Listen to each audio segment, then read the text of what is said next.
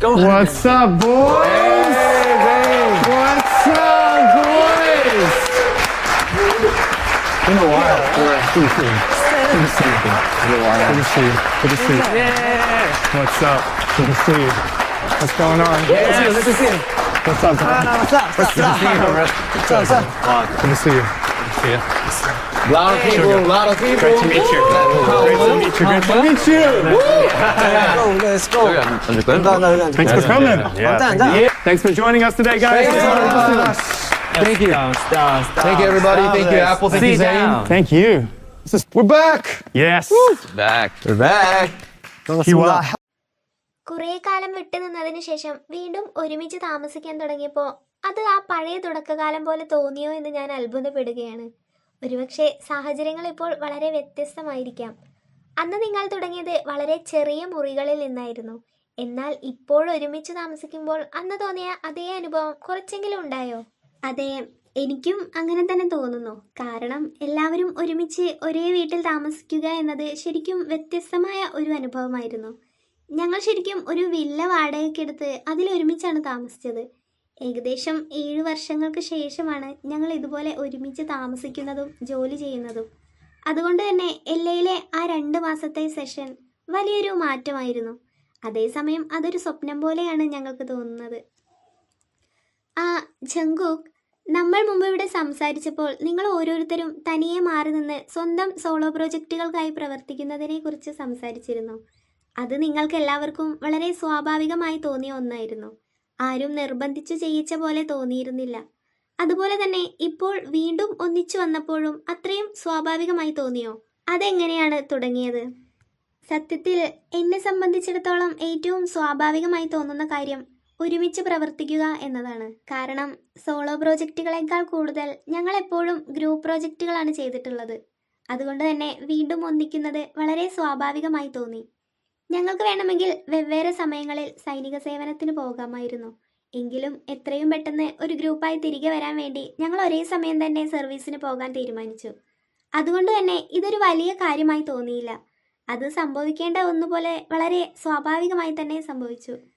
സാധാരണ ഒരു കലാകാരൻ ഒരു ഇടവേള എടുക്കുമ്പോൾ ആളുകൾ അതിനെ അടുത്ത ഒരു വേർഷനായിട്ടോ അല്ലെങ്കിൽ ഒരു പുതിയ കാലഘട്ടത്തിൻ്റെ തുടക്കമായിട്ടോ ആണ് കാണാറുള്ളത്.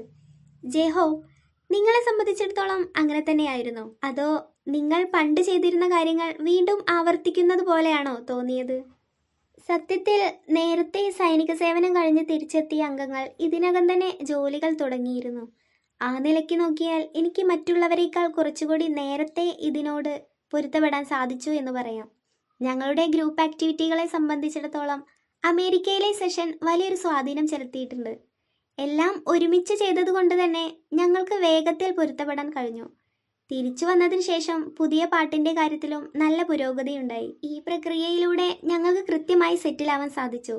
കുറേ കാലത്തിന് ശേഷം ഇവർക്കൊപ്പം വീണ്ടും ഈ കാര്യങ്ങളെല്ലാം ചെയ്യുന്നത് വളരെ രസകരമായിരുന്നു. അതുകൊണ്ട് തന്നെ ഭാവിയിൽ എന്ത് കാണിക്കണം എന്നതിനെക്കുറിച്ച് എനിക്ക് വലിയ ഭാരമൊന്നും തോന്നിയില്ല. ഞാനിത് ശരിക്കും ആസ്വദിച്ചു. ഇതൊരു സവിശേഷമായ സാഹചര്യം തന്നെയാണല്ലേ? ഗ്രൂപ്പ് ആക്ടിവിറ്റികൾ താൽക്കാലികമായി നിർത്തിവെക്കുക, നിയമപരമായ കടമയുടെ ഭാഗമായി രാജ്യത്തിനു വേണ്ടി സ്വയം സമർപ്പിക്കുക. എന്നിരുന്നാലും നിങ്ങൾ അടിസ്ഥാനപരമായി സംഗീതജ്ഞരാണ്. ആ സമയത്തും പുതിയ സൃഷ്ടികളെക്കുറിച്ച് നിങ്ങൾ ചിന്തിക്കുന്നുണ്ടാകുമല്ലോ. ഷുഗ, രാജ്യത്തോടുള്ള കടമ നിറവേറ്റുമ്പോഴും നിങ്ങൾ സംഗീതത്തെക്കുറിച്ച് ചിന്തിക്കാറുണ്ടായിരുന്നോ? പുതിയ പാട്ടുകളോ ഈണങ്ങളോ മനസ്സിൽ വരുമായിരുന്നോ? അന്ന് ആലോചിച്ച കാര്യങ്ങൾ ഈ ആൽബത്തിൽ ഉൾപ്പെടുത്തിയിട്ടുണ്ടോ? ഞങ്ങൾക്ക് തീർത്തും പുതിയതായ ഒന്ന് പരീക്ഷിക്കണമെന്നുണ്ടായിരുന്നു.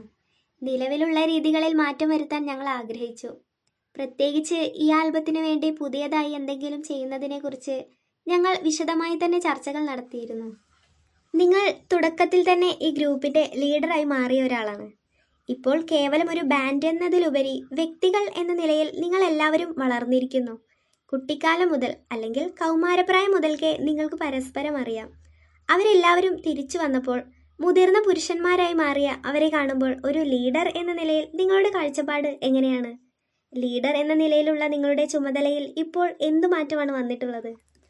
അതെ, അത് ശരിക്കും പറയുകയാണെങ്കിൽ വളരെ സങ്കീർണമായ ഒരു കാര്യമാണ്. ചിലപ്പോഴൊക്കെ ഒരു ലീഡർ എന്ന നിലയിൽ ഞാൻ എൻ്റെ മേൽ അമിതമായ ഭാരം ചുമത്താറുണ്ട്. ഞാൻ ലീഡറാണ്, അതുകൊണ്ട് എനിക്ക് എന്തെങ്കിലും ചെയ്തേ പറ്റൂ. സോഫയിൽ നിന്ന് എഴുന്നേറ്റ് പോയി കമ്പനിയോടോ ആളുകളോടോ സംഗീതത്തെക്കുറിച്ചോ മറ്റോ എന്തെങ്കിലും സംസാരിക്കണം എന്നൊക്കെ ഞാൻ കരുതാറുണ്ട്. പക്ഷേ നിങ്ങൾ പറഞ്ഞതുപോലെ ഞങ്ങളിപ്പോൾ എല്ലാവരും മുതിർന്നവരാണ്. എല്ലാവർക്കും 30-നോടടുത്ത് പ്രായമായി. സൈനിക സേവനം എന്ന തികച്ചും വ്യത്യസ്തമായ ഒരു അനുഭവം കഴിഞ്ഞ് വന്നവരാണ് എല്ലാവരും. എങ്കിലും LA സെഷൻ മുതൽ കഴിഞ്ഞ 7-8 മാസത്തെ കാര്യങ്ങൾ നോക്കിയാൽ ഇപ്പോഴും എനിക്ക് ഈ ടീമിന് വേണ്ടി എന്തൊക്കെയോ ചെയ്യാൻ കഴിയുമെന്ന് ഞാൻ വിശ്വസിക്കുന്നു. കമ്പനിയുമായി സംസാരിക്കാനോ അല്ലെങ്കിൽ ടീമിനെ കൂടുതൽ നല്ലൊരു തലത്തിലേക്ക് എത്തിക്കാൻ സഹായിക്കുന്ന രീതിയിൽ സംസാരിക്കാനോ എനിക്ക് സാധിക്കുമെന്ന് ഞാൻ കരുതുന്നു.